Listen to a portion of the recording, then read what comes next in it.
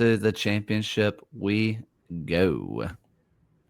Got their signature win of the season so far in Derby del Camino Real by playing a compact 4-3-3 that shut down what New Mexico does the best, working through the central midfield.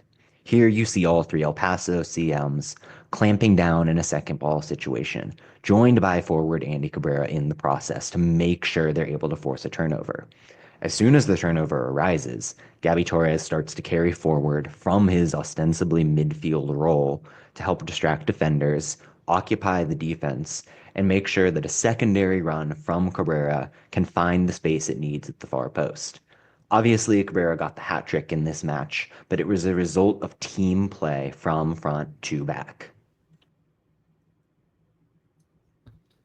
John, you broke down the tactics show, obviously, but we do have a Phil, and I kind of just want to see. I just want to see you be happy. We don't usually get to do this with El Paso, and you deserve it. They're doing great this year. How do you feel? I feel good. Yeah, we were talking last night on Seriously Loco about the fact that this is one of the first games that had like purely good vibes around this club in a long time. And yeah, it felt very nice. Technical difficulties notwithstanding, for anyone who watched the first half. Poor Duke Keith getting shut out. I know, just absolutely brutal. And for it to happen in that match just sucks. But the way that they approach this game, and I think the fact that Wilmer Cabrera does seem to be figuring out, or at least in this particular case, like had a very specific game plan for New Mexico. I think that's given me a little bit of hope, because I will say it felt like there was maybe a little bit of tactical inflexibility at the beginning of the season, which was odd, given the fact that Wilmer is not known for being the like stick to his guns sort of manager. But he was, and in this game he got it spot on. I think Gabby Torres deployed in midfield was a masterstroke. Like, he's been probably the best player for El Paso consistently all year. He was very involved, unbelievable. I think it's Robert Coronado's best performance of the season. I think like he's been kind of off the pace for me, like so far, and to see him sort of back and firing was great. And then Andy Cabrera, what a streak he's on. I mean, I think he's got a bit of a hot and cold about him, where he definitely, like, when he's feeling good, he scores goals, and when he's not, he can definitely go off the boil. But he's in ridiculous form right now. I think it's already his best USL season like ever. And it is May. So from a goals perspective, he's already got the return. So yeah, it was great to see that. It was great to see it at home, where, I mean, for the last 2.5 years, Locomotive's been pretty much terrible at home. So the fact that they turned it around and put in the best performance they've ever put in a derby was very heartening. And I think it was equally shocking to see New Mexico so flat. Like, that was easily I was just always waiting for the next thing to happen, because it's like, okay, New Mexico always finds another gear in these games. Like, they drag you into, like, if they're getting outplayed, they're going to drag you into sort of a physical game, or maybe they try to rile you up, try to turn it into more of a mind game, whatever. Like, none of that really happened. And that was really strange for a New Mexico team that has been, for sure defensively, but really across the board, they've just been sharp this season. And it was odd to see them so flat in, a very sort of marquee game and a local rivalry. And I mean, if you think about what New Mexico does best, it's working through the central midfield, getting those sorts of players, Zico Bailey and Thomas Pendeca in this game, particularly involved as they progress. And El Paso just didn't let it happen. The way that they compressed the midfield and the forward lines, really, you kind of saw those 6 players often just get into one area of the pitch, make sure that New Mexico couldn't advance through it. They didn't care if New Mexico wanted to hit a switch, because they knew they could rotate as a team, get over and stop the patterns from happening. And the way that shape allowed them to counterattack so quickly against a very widespread United side, it was a perfect game plan, honestly, to counter what Dennis Sanchez teams try to do. And like you said, Phil, from a manager in Wilmer Cabrera that is somewhat inflexible through the start of this season, despite his track record, that's kind of the big thing for me, that if Wilmer is going to be this creative for the rest of 2025, it gives this team a different gear that could make them a meaningful contender in a very wide open conference. Yeah, I mean, after this match, they find themselves just 3 points behind that very New Mexico team as the joint highest goal scoring team in USL right now for El Paso. I had to go back through and just being fourth right now, I was curious. It was July 22nd, 2023 was the last time El Paso was this high in the Western Conference table as well.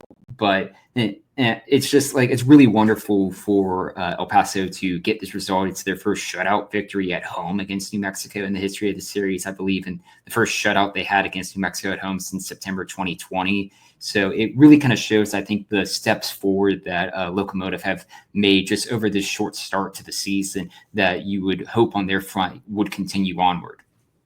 The one last player I will give a shout out to is Kofi Tumasi. He had, brought in as a midfielder, spent some time in Rhode Island, like bit player sort of last year, comes in, plays a little bit of midfield in the cups, and then has started in center back in a handful of games. Basically since Tony Alfaro's sort of fallen out of favor a little bit, Palermo Ortiz had some injury issues. So Kofi Tumasi goes in there and partners Wahab Akwe, and he's looked very good and very assured at center back, which I think is rare for a lot of midfielders who maybe try to overplay and try to do a lot. Like, he's comfortable carrying the ball into midfield, which I think adds, it's something that Palermo Ortiz does when he's in there. So Tumasi's able to mirror that. But all in all, it didn't have a huge impact on this game, particularly just because of the nature of how it played out. But he is a player that definitely has stuck out to me for how good he's been in a role that he, in theory is like quite unfamiliar with. I would love to know the stat, by the way. How many times New Mexico has gotten all 3 points while having 55 or more percent of the ball? Because that really just seems to be the way to beat Sanchez, is just kind of sit in deep and be tough to break down. And El Paso was great at the counter. They were able to create chances very quickly. Just like John mentioned, they were able to be pretty compact. But it feels like, and this is every team, it's hard to break down teams that are playing compact. I understand that.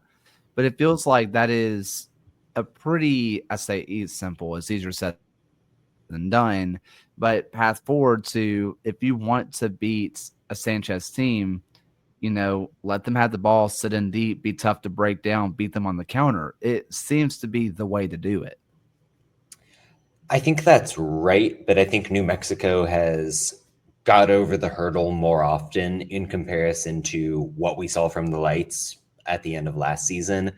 It's a credit to what El Paso did in this match that they never really let New Mexico camp in the final third and get to where they wanted to be. Like, the way that the El Paso press prodded them forward and tilted the pitch, I think, was kind of the major reason this game went how it did.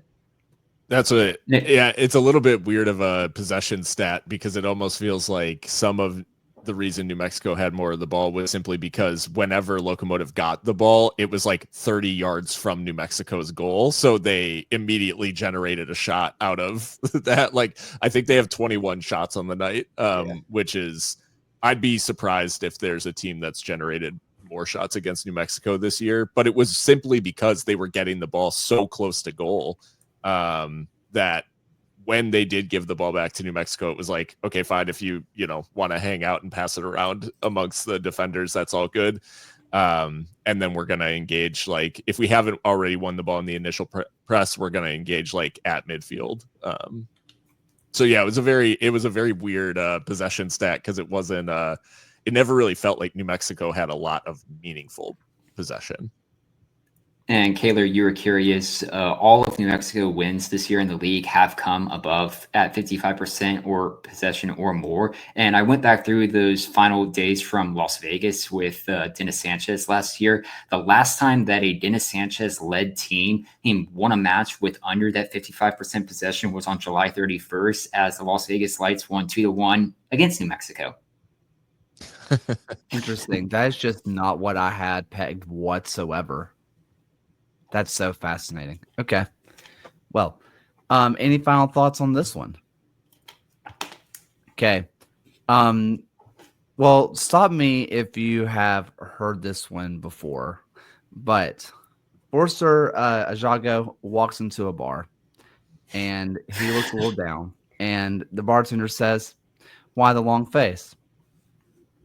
And Ajago says, "Well, I fell at the corner. Someone grabbed my leg, so I kicked him in the face and had a crash out so legendary that I forgot that I was in the USL and asked for VAR. The same person that grabbed my leg and I kicked him in the face ended up forcing an own goal that takes the lead, and then they score later on and we lose 2-0 to lose the oh my gosh, what is it called? The Commonwealth Cup." Commonwealth Cup.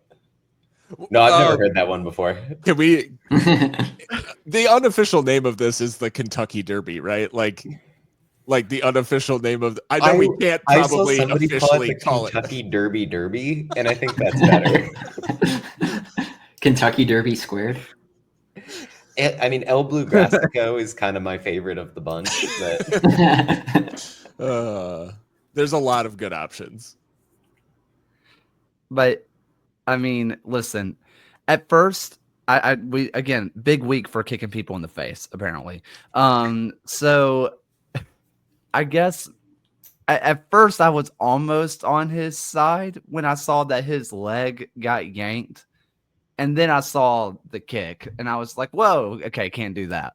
Right. Like at first I was like, he got his leg pulled. What's he supposed to do? And then I saw that and I was like, yeah, you can't do your best horse bucking someone impression. Like you just cannot do that. It was a fun match up until that point. After that, I mean, it all fell apart. It was tough. The corner was interesting because Lexington had nobody on the near or far post, which when you're down a man, you kind of have to make a choice. Do we want to go zonal or do we want to get every single person available to mark somebody? I think that if you would have had somebody on the front post, that goal doesn't happen.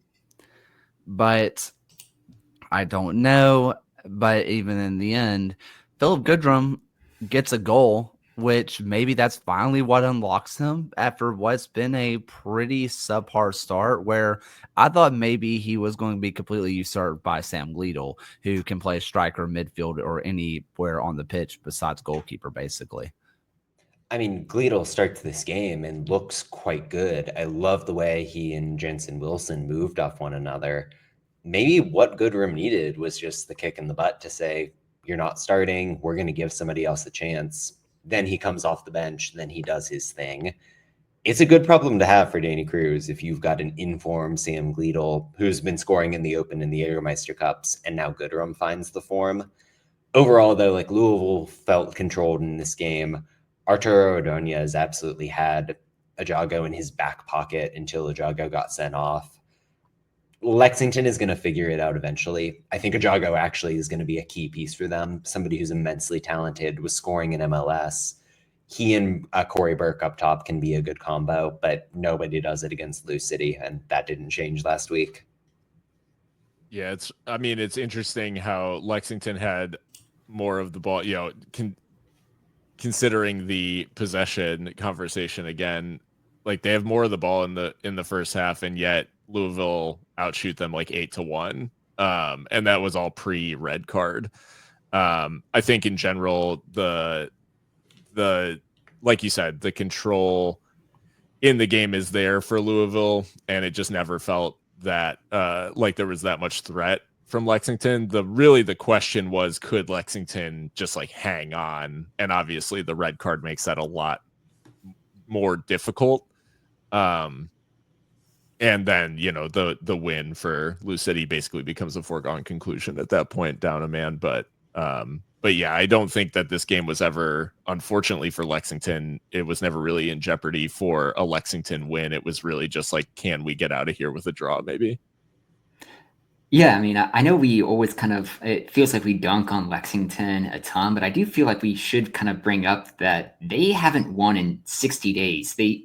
Or at least in a league match, that it's kind of getting concerned that the fact that they only have the same number of goals that Jamie Vardy has scored since the USL season has started as Lexington has wins right now. And considering that it's been over 6 hours since they last scored a goal, I think there are some questions to be kind of asked about with this Lexington team.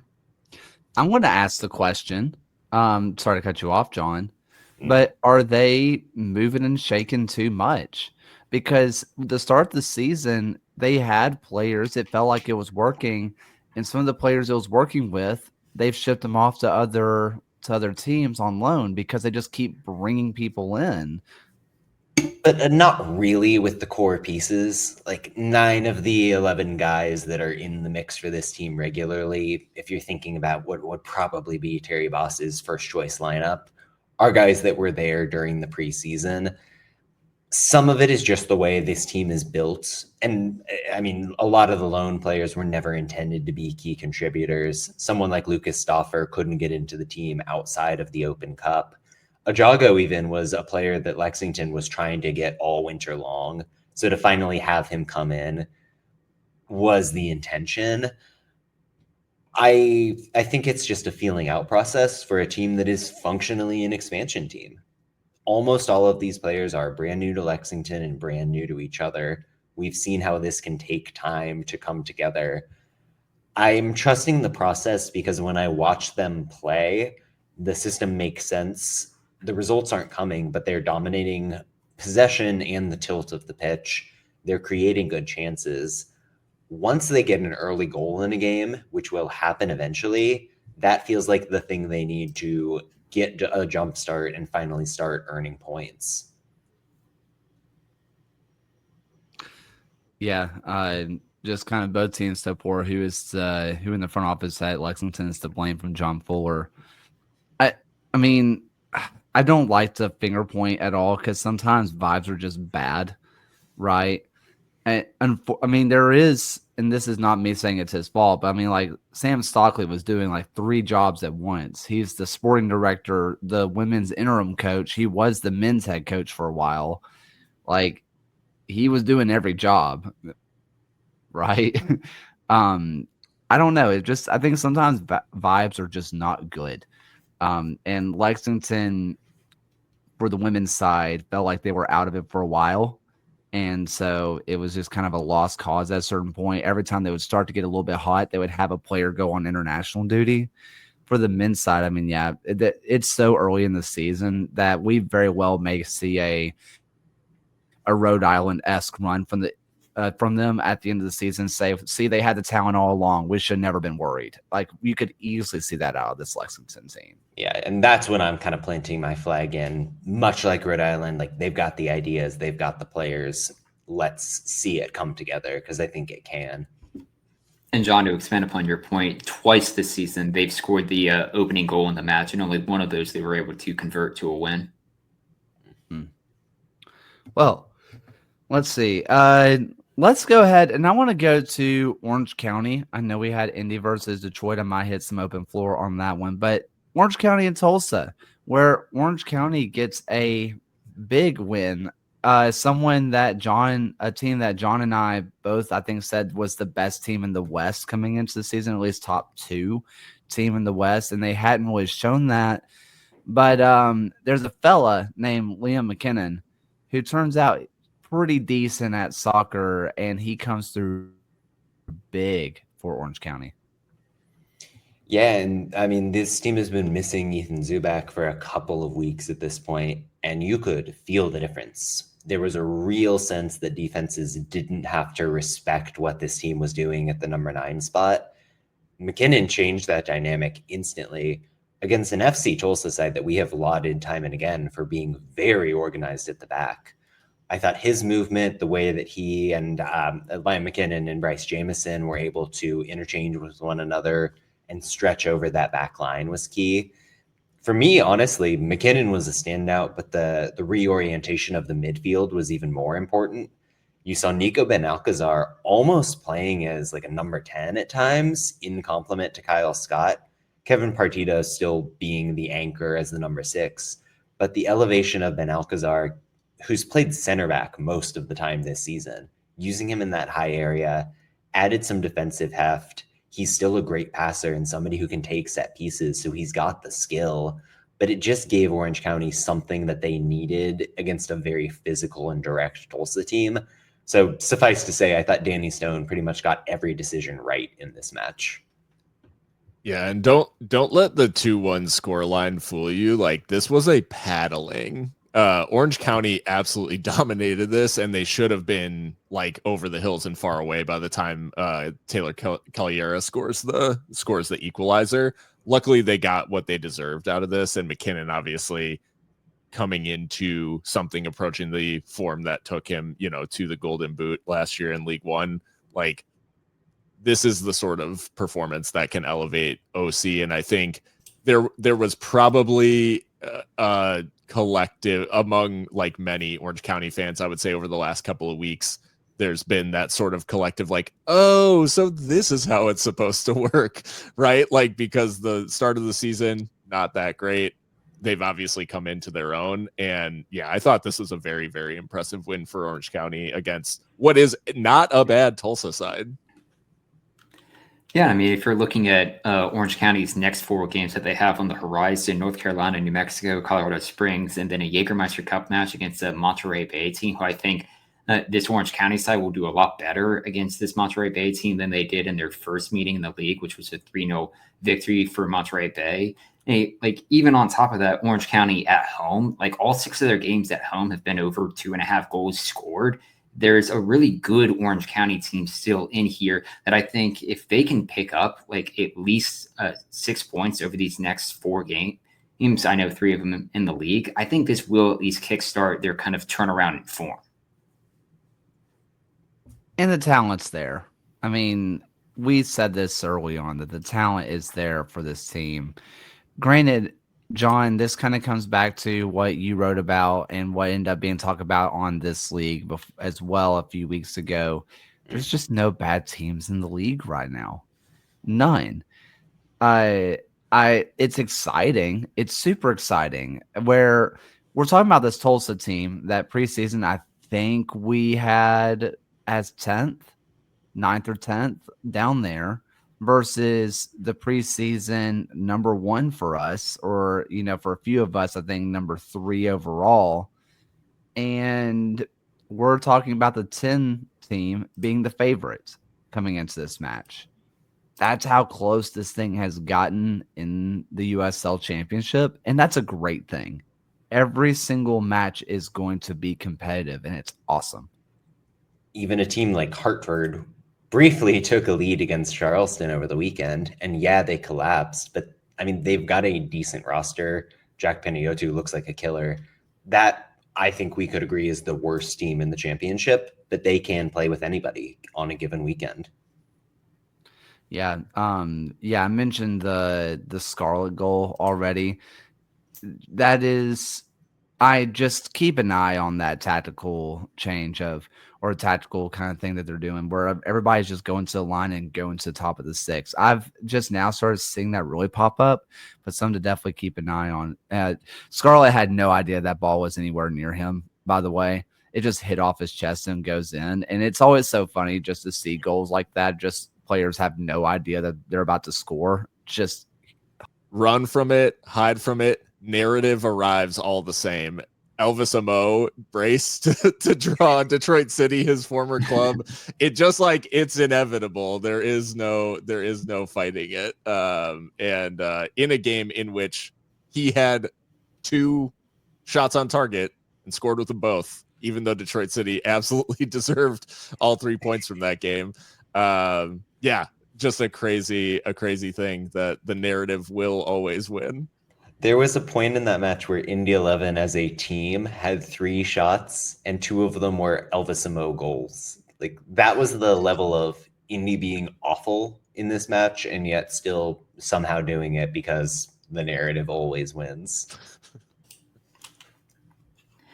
The wild card that I had for the open floor is I wanted to get your thoughts, Kaylor, on the start of the new Mark Briggs era within Birmingham. They get the 2-2 draw with the Tampa Bay Rowdies, and just curious on how you thought the former Wilmington Hammerhead manager was getting along with his new team. Wilmington Hammerhead's coach mentioned. Yeah, I honestly, I was very impressed with what I saw to start off the match. It was as lively as they come.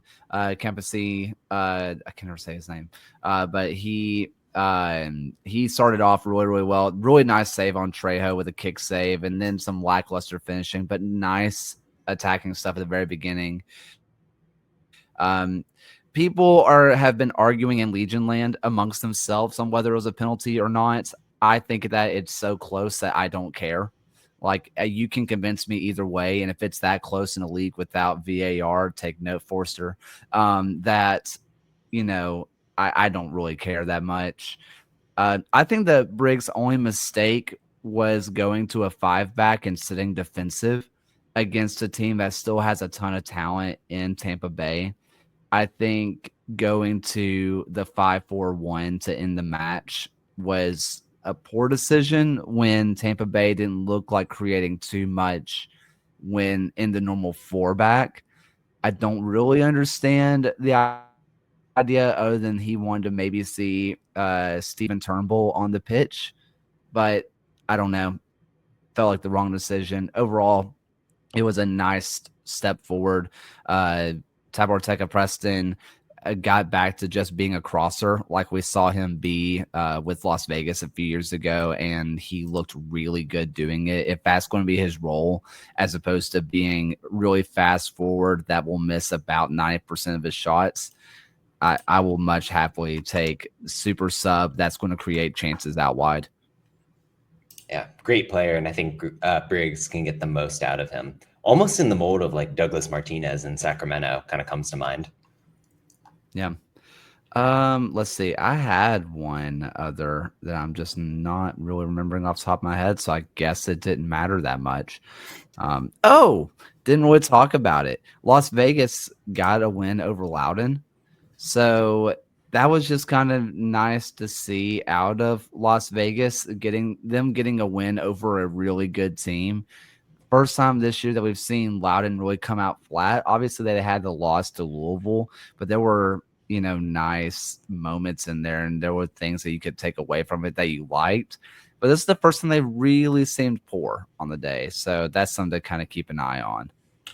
I mentioned that stat earlier about Charlotte's best creators getting a lot of touches. In this game, Abdelatif Abakora and Florian Velo had 157 touches, and I think they only created 2 chances in the run of play. That is evidence of the fact that Las Vegas might be parking the bus, but they are really good at parking the bus. And just keep in mind, we have now crossed into May, and the LADS acronym can kick in at any moment. The LADS protocol can kick in at any moment, and Loudoun could just plummet down the standings. I mean, to Loudoun's credit, their next match is against Lexington, so it may be delayed at least a week. But I did I did at least appreciate that for a team that has been, at least at points, tough to have their games watched. Las Vegas finally ended a streak of 4 consecutive games they had over 2.5 goals by finally getting a match that is back under 2.5 goals with this 1-0 victory. Wonderful. Can we make this a double L, lads, for next week of Lexington and Loudoun always does this? We don't know if Lexington always does it yet. I mean, we sort of do, but we gotta learn.